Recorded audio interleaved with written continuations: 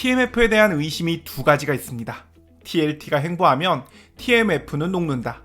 과거 금리 인하기 TLT를 보면 인하기 초기에 잠깐 오르고 인하기 대부분의 기간 동안 횡보만 했는데요. 어쩌면 TLT의 초기 상승이 끝났다, 이렇게 보실 수도 있습니다. 만약 그렇다면 TLT는 6개월 이상 횡보할 수도 있겠죠. 그럼 TMF는 망한 거잖아. TLT가 횡보하면 TMF는 녹을 거야. 네, 맞아요. TMF는 녹을 겁니다. 예컨대 1년 동안 주가가 100, 90, 100, 90, 100 이렇게 횡보했다면 3배는 100, 70, 93, 65, 87이 되며 무려 13%나 녹습니다. 녹았나요? 네, 맞아요. 주가는 녹았어요. 이론상으론 그렇습니다. 그런데 실전 투자에서는 아무런 쓸모없는 얘기죠. 무지성 분할 매수만으로도 상황을 역전시킬 수 있는데요. 1배수의 정액 분할 매수 평단은 95.7, 3배수의 평단은 80.9입니다. 따라서 1배수의 수익률은 4.4%, 3배수의 수익률은 플러스 7.6%가 됩니다. 주가는 녹았지만 계좌는 녹지 않았어요. 분할 매수만 한다면. 왜 이런 일이 일어났을까? 핵심은 여기에 있습니다. 고작 10% 싸게 살 수 있었던 1배수와는 달리 3배수는 무려 30%나 싸게 살 수 있었고요. 더불어 1배수는 저점 대비 11.1%만 올랐지만 3배수는 무려 33.3%나 올랐어요. 그러니까 TLT가 횡보하면 TMF는 녹을 거야 라고 걱정하고 계시다면 이 말씀을 꼭 드리고 싶습니다. 걱정하지 마세요. TLT가 횡보하더라도 TMF는 끄떡없을 겁니다. 다만 분할 매수는 필수입니다. 그런데 이건 무지성 분할 매수고요. 레버리지에 투자하고 계시다면 오를 때 매수하는 것이 얼마나 위험할지도 아시겠죠. 하락할 때만 샀다면, 주가가 회복될 땐 좀 참았다가 주가가 하락했을 때만 매수했다면 바로 여기서, 만약 그랬다면 1배수의 수익률은 11.1%, 3배수의 수익률은 플러스 28.9%나 됩니다. 주가는 녹았지만 수익률은 이렇게 높을 수도 있는 거죠. TLT가 설사 횡보하더라도 TMF 투자자는 망하지 않습니다. 오히려 1배수 투자자보다 더 큰 수익을 얻을 수 있죠. 우상향이 확실한 주식도 많은데 굳이 TMF를? 예컨대 TQQQ라고 하면 논란이 크지 않습니다. 미국 주식은 신이야. 그러니 QQQ는 무조건 우상향이야. 레버리지를 하려면 TQQQ를 해야지. TMF에 투자한다고? 아주 멍청한 생각이지. 대부분은 이렇게 생각하실 텐데요. 따라서 TMF를 매우 위험하다고 생각하죠.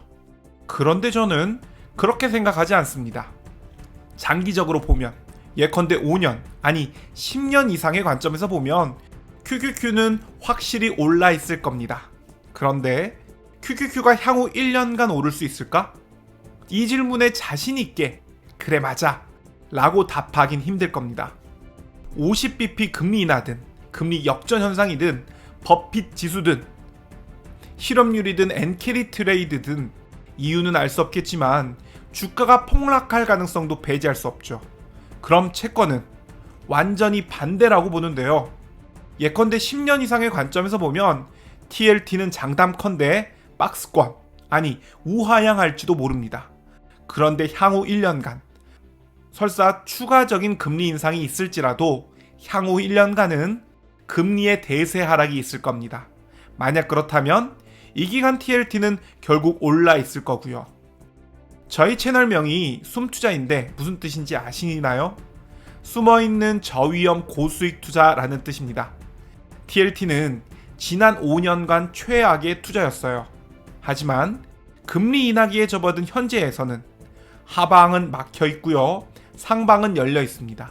5년 전에는 채권 투자는 매우 위험한 투자였습니다. 하지만 현재 시점에서 채권 투자는 저위험 투자인 거죠. 만약 향후 주식시장에 대해 부정적이라면 이만한 투자도 찾기 어려울 텐데요.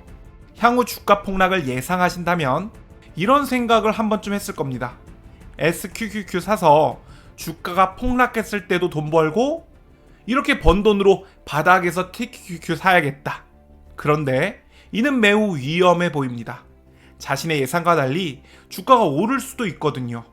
많은 사람들의 생각과는 달리 투자에 성공하기 위해서는 자신의 예상이 모두 맞아야 하는 건 아닙니다. 자신의 예상이 틀렸을 때라도 손해가 크지 않아야 투자에서 성공할 수 있죠. 워렌 버핏도 말했죠. 절대 잃지 마라.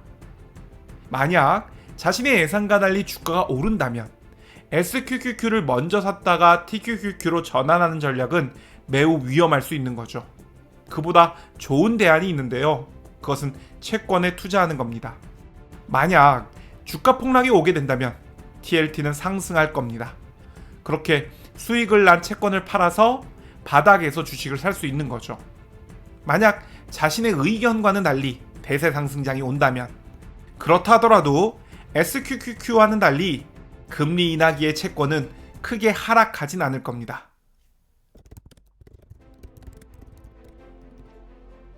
(10월 7일) 저는 TMF를 추가 매수했습니다. 왜 샀냐? 떨어졌으니까. 지금 보시는 매수표는 1차 매수 시 세웠던 계획인데요. 7% 하락할 때마다 매수한다고 했었죠. 그런데 지난 금요일날 하락이 좀 크게 오면서 단번에 마이너스 9% 하락을 넘어갔습니다. 그래서 저도 9%가 넘은 가격에서 2차 매수를 했고요. 매수표도 일부 수정했습니다.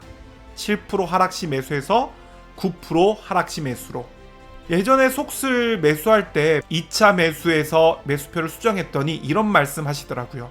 선장님이 흔들리시면 안 되죠. 그런데 2차 매수까지는 좀 봐주세요. 매수하기 전에 계획을 세우는 것하고 실제 보유하면서 느끼는 것은 차이가 크더라고요. 매수하기 전에는 종목에 대한 변동성이 감이 없습니다. 반면 욕심은 엄청나죠. 하지만 매수한 후에는 변동성을 실제로 경험하면서 그에 대한 두려움도 좀 생기고요. 종목에 대한 욕심은 조금 낮아지면서 적절히 균형을 찾는 것 같더라고요. 아무튼 앞으로는 9% 하락 시마다 TMF를 매수할 계획입니다. 오늘 영상은 여기까지입니다. 여러분들의 성공적인 투자 기원합니다. 감사합니다.